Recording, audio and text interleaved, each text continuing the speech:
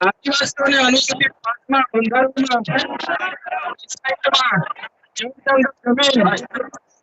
અધિકાર આપ્યો છે.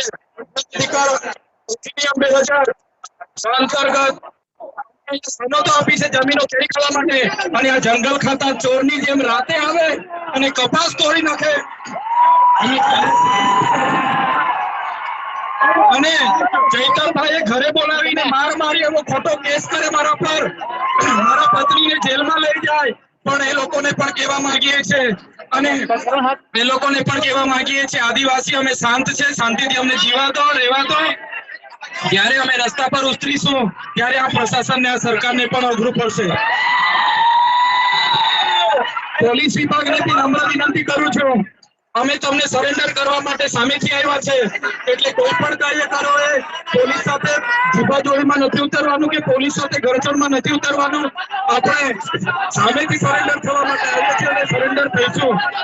અને બધાને કહેવા માંગુ છું, હું ચૈતર વસાવા અને મારો પરિવાર આખા આદિવાસી સમાજ માટે, આખા ગુજરાતના નવયુવાનો માટે, શિક્ષિતો માટે, શોષિતો માટે, પીડિતો માટે, તમામ લોકોને ન્યાય અપાવવા માટે છેલ્લા શ્વાસ સુધી લડીશું. હું આમ આદમી પાર્ટીના તમામ આગેવાનોનો પણ આભાર માનું છું, કોંગ્રેસના તમામ લોકોનો પણ આભાર માનું છું, જેમને મારે આ કપરા સમયમાં મને સાથ અને સહકાર આપ્યો છે. મિત્રો, કાર્યકરો, શાંતિથી આપણે પોલીસ સ્ટેશને જઈશું અને પોલીસ સ્ટેશને હું હાજર થઈ જઈશ અને મને ન્યાય પ્રાણીલા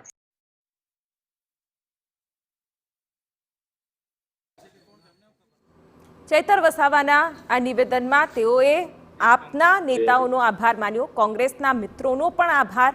આ પ્રકારનું નિવેદન પણ ચૈતર વસાવાએ આપ્યું છે, સાથે જ ગંભીર આક્ષેપો કર્યા છે, ન્યાય પ્રણાલી પર વિશ્વાસ પણ વ્યક્ત કર્યો છે કે આજે પોલીસ સમક્ષ હાજર થઈશ અને કાયદાકીય રીતે જે પણ થતું હશે તે કરીશ. પરંતુ મોટા આક્ષેપો સાથે ચૈતર વસાવાએ આ નિવેદનો આપ્યા છે, ખોટા કેસનો આક્ષેપ કર્યો છે, પોતાની પત્નીને જેલમાં બંધ કર્યા હોવાના પણ જે નિવેદન આપ્યા છે, આક્ષેપ કર્યા છે. મોટી સંખ્યામાં ચૈતર વસાવાના સમર્થકો અહીં હાજર છે. વનકર્મીને મારવાના કેસમાં ચૈતર વસાવા સામે ગુનો નોંધાયો છે અને તેને લઈને આજે ચૈતર વસાવા સરેન્ડર કરી રહ્યા છે અને સરેન્ડર કરતાની સાથે જ પોલીસ તેમની ધરપકડ કરશે અને ત્યારબાદ કાયદાકીય રીતે કઈ કાર્યવાહી થાય છે તેના પર પણ નજર મંડાયેલી રહેશે. ચૈતર વસાવા કે જે વર્ષ 2022ની વિધાનસભા ચૂંટણીમાં ડેડિયાપાડા બેઠકથી 1 લાખ મતોની જંગી લીડ સાથે જીત્યા હતા અને ત્યાર પછી જે રીતે અલગ અલગ આંદોલનોમાં ચૈતર વસાવાનો ચહેરો મુખ્ય રહ્યો, એ પછી આદિવાસીઓના અધિકારોનું આંદોલન હોય કે પછી વિદ્યાર્થીઓનું હોય કે ખેડૂતોનું હોય, તમામ મુદ્દાઓ પર ચૈતર વસાવા ફ્રન્ટ પર રહ્યા અને રાજકીય અને સામાજિક રીતે એક મોટો ચહેરો ચૈતર વસાવા ગત 1 વર્ષમાં બનીને રહ્યા. ત્યારે ખોટા કેસના આક્ષેપ અને તમામ રીતે તેઓએ જે નિવેદન કર્યા છે તેમાં ક્યાંક સરકારને ઘેરવાની, કિન્નાખોરી રાખવાની પણ વાત કરી છે. ત્યારે આપ નેતા યોગેશ જાદવાણી જોડાઈ ગયા છે. યોગેશભાઈ, ચૈતર વસાવા આજે સરેન્ડર કરી રહ્યા છે, પણ તેઓએ જે નિવેદન આપ્યા તેમાં ખોટા કેસનો આક્ષેપ કર્યો, કિન્નાખોરીનો આક્ષેપ કર્યો, આપના અને કોંગ્રેસના મિત્રોનો આભાર માન્યો. શું કહેશો આ નિવેદનો વિશે? કારણ કે સૂચક છે આ તમામ નિવેદનો આ તબક્કે.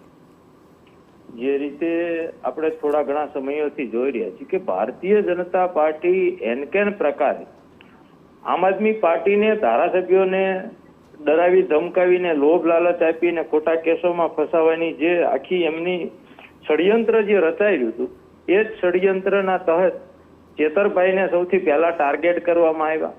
એને ખોટા કેસમાં એક વનકર્મીને ઉભો કરવામાં આવ્યો અને એમના પર જાણે ફાયરિંગ કર્યું અને આવા બધી વાહિયાત વાતો અને વાહિયાત ગુનાઓ નોંધી અને એમને ટાર્ગેટ કરવામાં આવ્યા કે એ ભારતીય જનતા પાર્ટીમાં વળી જાય, પણ એમાં ભાજપના લોકો સફળ ન થયા. એટલે બીજો ટાર્ગેટ એને ભૂપતભાઈ ભાયાણીનો બનાવ્યો, જે કાચા પોચા માણસ હતા અને લડી શકે એવી સ્થિતિમાં નહોતા. એટલે ભૂપતભાઈ સરેન્ડર થઈને રાજીનામું આપ્યું. જ્યારે ચેતરભાઈ અને બીજા આમ આદમી પાર્ટીના જે નિષ્ઠાવાન લોકો છે, જે સંઘર્ષના લોકો છે અને જે રાષ્ટ્ર માટે કંઈક કરવા માંગે છે, ગુજરાત માટે કંઈક કરવા માંગે છે, એ લોકો આજે પણ લડી રહ્યા છે અને લડતા રહીશું. અચ્છા યોગેશભાઈ, કોંગ્રેસના મિત્રોનો આભાર માનવાનો શું મતલબ? જે રીતે આ એક બહુ અજીબો ગરીબ ઘટના છે કે જે રીતે આમ આદમી પાર્ટીના ધારાસભ્યને ટાર્ગેટ કરવામાં આવ્યા અને એની ખબર બીજા રાજકીય પક્ષ એટલે કે વિરોધ પક્ષ તરીકે પડી કે આ તો ખોટી રીતે રાજનીતિમાં આવું ન હોય. કોઈ પણ માણસને તોડવા માટે એને ફસાવી દેવું, ખોટો ગુનો નોંધવાવું ન હોય તો એ સ્વાભાવિક રીતે કોંગ્રેસના લોકો પણ જે રીતે કોંગ્રેસને પણ ભાજપના લોકો ટાર્ગેટ કરે છે તો કોંગ્રેસે પણ એક વિરોધ પક્ષ તરીકે અમને મદદ કરી કે આ ખોટી રીતે જે ફસાવાનું ષડયંત્ર છે, રાજનીતિની જગ્યાએ છે પણ આ વસ્તુ ખોટી છે. એટલે કોંગ્રેસ પણ અમારા સમર્થનમાં ઉતરી હતી ચેતરભાઈના મુદ્દે, કોંગ્રેસના ધારાસભ્યો પણ ઉતર્યા હતા. તો સ્વાભાવિક છે કે આખા ગુજરાતની જનતા પણ જાણે છે કે ચેતરભાઈ ઉપર ખોટો કેસ કરવામાં આવ્યો છે. અચ્છા યોગેશભાઈ, ગઈકાલે ભૂપત ભાયાણીનું જે ઉદાહરણ તમે આપી રહ્યા છો, શું લાગી રહ્યું છે નેક્સ્ટ ટાર્ગેટ ચૈતર વસાવા હોઈ શકે છે? નેક્સ્ટ ટાર્ગેટ હવે કોઈ નથી. અચ્છા, નેક્સ્ટ ટાર્ગેટ હવે ગુજરાતની જનતા માટે ભારતીય જનતા પાર્ટી છે. કારણ કે જે રીતે ભારતીય જનતા પાર્ટીએ તાનાશાહી ગુંડાગર્દીની જે હદ વટાવી છે એટલે ગુજરાતની જનતાના ટાર્ગેટમાં ભારતીય જનતા પાર્ટી છે કે એને કોઈ પણ રીતે સત્તાથી બેદખલ કરી. અચ્છા યોગેશભાઈ, કલમ તો મોટી લાગી છે, જેલમાં બંધ થવાની તૈયારી સાથે ચૈતર વસાવા આવ્યા છે. ચોક્કસપણે જે કાંઈ પણ કાયદાકીય સંઘર્ષ કરવો પડશે એ કરતા રહીશું. ઠીક છે યોગેશભાઈ, જોડા બદલ આપનો આભાર. તો યોગેશ જાદવાણી કે જે આપના પ્રવક્તા છે તેઓએ જણાવ્યું કે આ ખૂબ જ ગંભીર મુદ્દો છે અને ખાસ તો જે આક્ષેપો કરવામાં આવ્યા છે તે પણ ખૂબ ગંભીર છે.